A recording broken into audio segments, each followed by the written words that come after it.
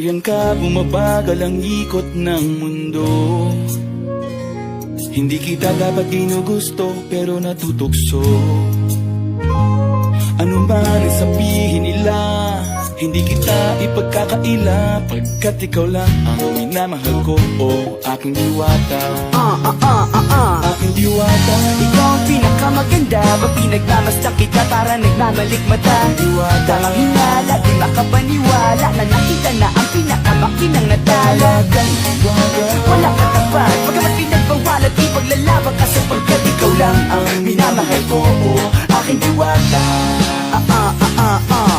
Naaalala ko pa nung una kang masilayan, nang hihinayang gustong gusto kita kausapin, makilala, subalit may kaba, kaya nahihiya lang sinayang. Anak katakdang tadhana, karapat dapat nga ba na magkandara pa sa isang prinsesa na may delikadesa? Kesa sa ganon, baka sakaling game ka maging reyna. Date tayo, oo ikaw at ako, di pa rin natin ang iba't ibang parte ng mundo. Tugma pa rin kahit sabihin hindi tayo bagay, kasi tao tayo sa maragsa at malumanay kung sa bagay. Karangalan kong alagaan at pahalagahan ng natural mong kagandahan. Aminin ko man o hindi, kapag nasa paligid eh, pasila'y nang umingiti sa nakakutama. Nariyan ka, bumabagal ang ikot ng mundo.